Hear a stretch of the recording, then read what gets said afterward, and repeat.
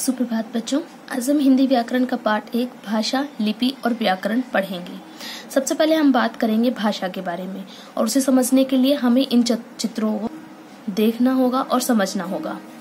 पहले चित्र में हमें दिख रहा है कि कोई एक व्यक्ति है, नेता है, जो मंच पर खड़े होकर कुछ बोल रहा है। नेताजी मंच पर खड़े होकर भाषण दे रहे हैं। अगले में हम देखते हैं अभिनेता संवादों के माध्यम से दर्शकों को कुछ कह रहा है। ठीक है। अगले में है रवि ईमेल के द्वारा अपने मित्रों को अपनी बात पहुंचा रहा है और इसमें लेखक अपनी लेखनी के द्वारा अपनी बात लोगों तक पहुंचा रहा है। तो हम चारों में देख रहे हैं कि लोग अपनी बात को अपने मन के विचारों को, भावों को दूसरों तक पहुंचाने के लिए कुछ न कुछ माध्यम का प्रयोग कर रहे हैं। इन चित्रों में नेताजी और अभिनेता बोलकर तथा रवि और लेखक लिखकर अपने भावों या विचारों को प्रकट कर रहे हैं। ठीक है। जो नेता है या अभिनेता वो क्या कर रहे हैं, बोलकर, और जो रवि है और लेखक है ये अपने मन के भावों को लिखकर एक दूसरे के सामने प्रकट कर रहे हैं। जो व्यक्ति बोल नहीं सकते वे भी संकेतों के माध्यम से अपने भाव किसी पर प्रकट कर देते हैं। ठीक है। अब जो व्यक्ति बोल नहीं सकते, ठीक है, कुछ व्यक्ति होते हैं जो बोल नहीं सकते हैं, तो वो क्या करते हैं, संकेतों के माध्यम से अपने मन के भावों को प्रकट करते हैं। जैसे भूख प्यास लगने पर बच्चा रोकर अपनी आवश्यकता को समझा देता है। ठीक है। अब बच्चा है, छोटा बच्चा है, वो बोल नहीं सकता है, तो वो क्या करता है, जब उसे भूख लगती है या प्यास लगती है तो वो क्या करता है, रोता है। ठीक है। इससे पता चल जाता है कि उसे भूख या प्यास लगी हुई है। परंतु आपसी बातचीत के लिए केवल संकेतों से काम नहीं चल सकता। ठीक है। अगर हम आपस में कुछ बातचीत करना चाहते हैं और सटीक बातचीत करना चाहते हैं तो उससे संकेतों के माध्यम से काम नहीं चल सकता। वहां हमें शब्दों की आवश्यकता जरूर होगी। उसके लिए एक माध्यम होना आवश्यक है। ठीक है। उसके लिए एक माध्यम होना आवश्यक है। यह माध्यम ही भाषा है। ठीक है। अपने मन के विचारों को एक दूसरे पर प्रकट करना या एक दूसरे को समझाना ही भाषा है। ठीक है। भाषा के माध्यम से ही हम अपने मन के विचारों को या अपने मन के भावों को दूसरों तक पहुंचा पाते हैं। मन के भावों तथा विचारों का आदान प्रदान भाषा कहलाता है। आदान प्रदान, आदान यानी कि लेना और प्रदान यानी कि देना। ठीक है। किसी के मन के भाव को हम लेते हैं, ठीक है, समझते हैं और अपने मन के भावों को दूसरों को देते हैं, यानी उन्हें हम समझाते हैं। तो यही होता है भाषा। ठीक है। अब यहाँ पे लिखा है भाषा वे ध्वनि संकेत हैं जो मानव मुख से निकलकर परस्पर विचारों के आदान प्रदान का माध्यम बनते हैं। ठीक है। भाषा वो ध्वनि का संकेत है जो मानव के मुख से निकलकर, ठीक है, मानव मुख से निकलकर परस्पर विचारों के आदान प्रदान का माध्यम बनते हैं। ठीक है। कि कुछ ध्वनि संकेत, ध्यान से सुनना, इसे समझने वाली बात है कि कुछ ध्वनि संकेत ऐसे होते हैं जो मानव के मुख से उच्चरित होते हैं, मानव के मुख से निकलते हैं और वो ध्वनि संकेत क्या करते हैं, मन के विचारों को, भावों को एक दूसरे से आदान प्रदान करते हैं। ठीक है। तो यही क्या है, वे ध्वनि संकेत ही क्या है, वो है भाषा। ठीक है। यह एक साधन है जिसके द्वारा हम बोलकर या लिखकर अपने मन के भावों या विचारों को दूसरों तक पहुंचाते हैं।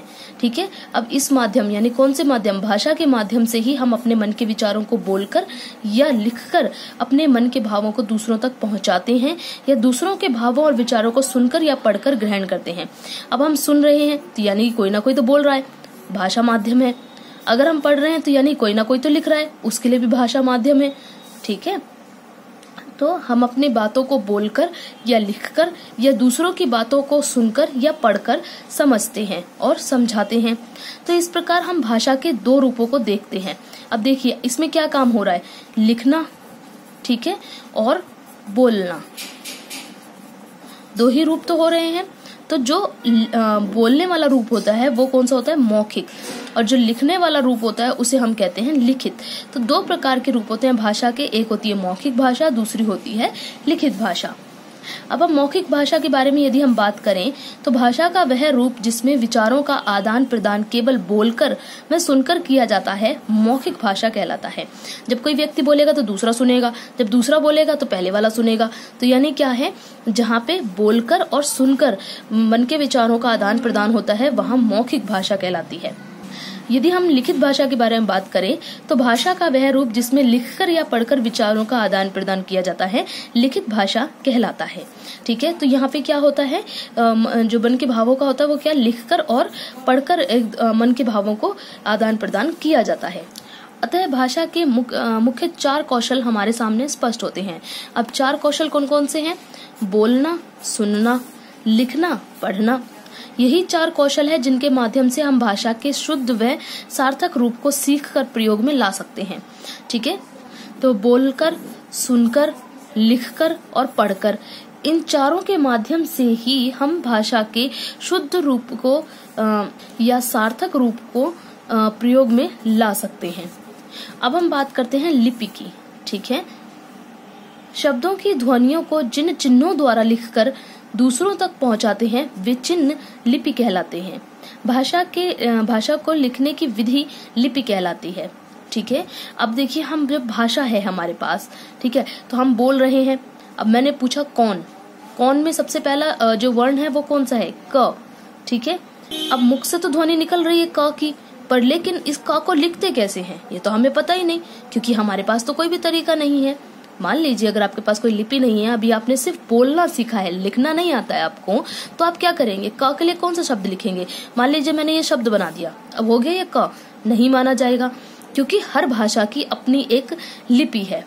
ठीक है, अब जो मुख से ध्वनि निकल रही है, जैसे मैंने क की ध्वनि बोली है, तो इसके लिए एक चिन्ह निर्धारित किया जाता है। ठीक है, जिसे हम लिपि कहते हैं। तो एक चिन्ह हमारी जो हिंदी भाषा है उसमें देवनागरी लिपि में लिखी जाती है हिंदी भाषा।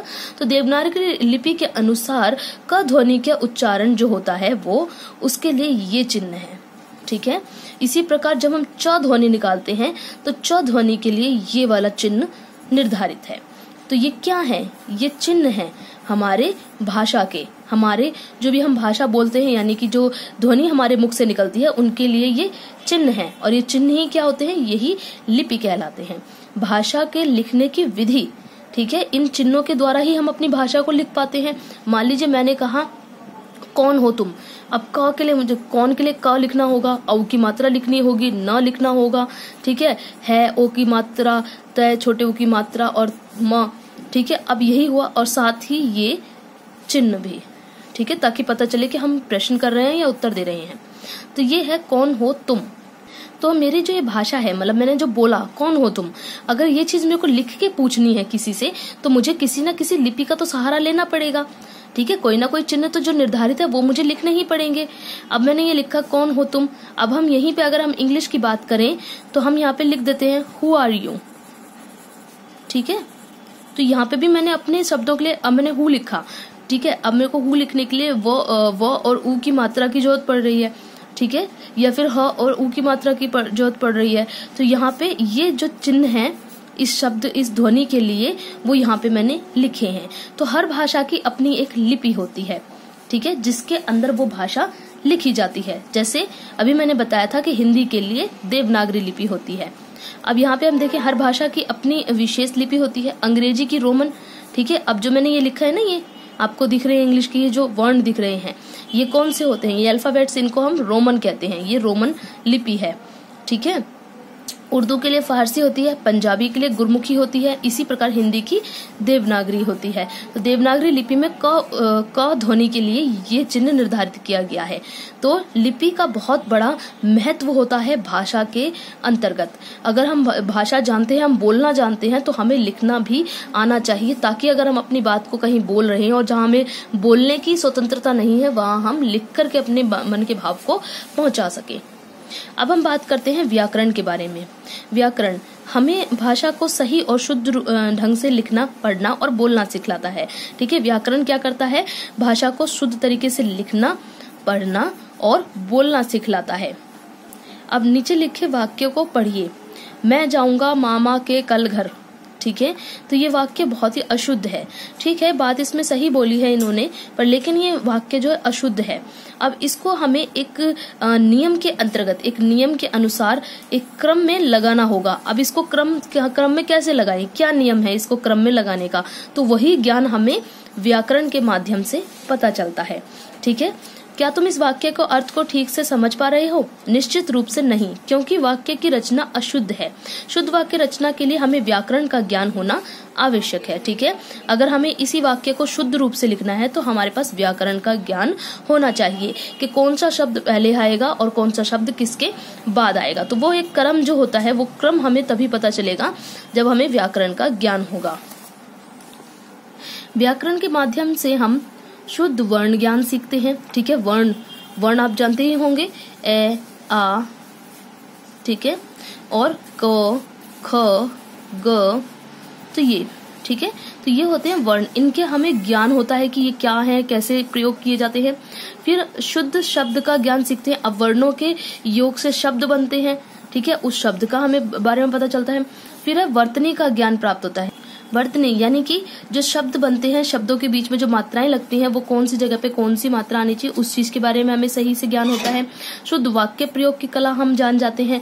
जैसे कई सारे शब्दों के योग से एक वाक्य बनता है, तो वाक्य कैसा होना चाहिए। जैसे कि यहाँ पे अभी हमने बात करी थी, ये वाक्य यहाँ पे लिखा हुआ है, पर लेकिन सभी जो शब्द है आगे पीछे, इस वजह से ये वाक्य सही नहीं है, ठीक है। अब नीचे लिखे वाक्य को पढ़िए। मैं कल मामा के घर जाऊंगा।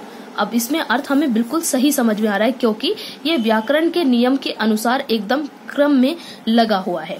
यह वाक्य का शुद्ध रूप है। वाक्य को शुद्ध लिखने का ज्ञान हमें व्याकरण द्वारा ही प्राप्त होता है। वह शास्त्र जो हमें वर्णों, शब्दों और वाक्यों के शुद्ध रूप प्रयोग करने की जानकारी देता है, व्याकरण कहलाता है, ठीक है। जिससे हमें वर्ण, शब्द, वाक्य को शुद्ध रूप से प्रयोग करना या शुद्ध रूप से लिखना या शुद्ध रूप से पढ़ना पता चलता है, तो वो कौन है, वो है व्याकरण। व्याकरण के माध्यम से ही हम भाषा को शुद्ध रूप से लिखते हैं, पढ़ते हैं और बोलते हैं। तो इसमें मैंने आपको बताया व्याकरण के बारे में, लिपि के बारे में और भाषा के बारे में। अब आप इस पाठ को बड़े ही आराम से कर सकते हैं, इसका अभ्यास बड़े ही आराम से कर सकते हैं आप। फिर भी अगर आपको इसका अभ्यास करने में कोई परेशानी या कठिनाई हो तो मुझे व्हाट्सएप पे मैसेज करके पूछ सकते हैं।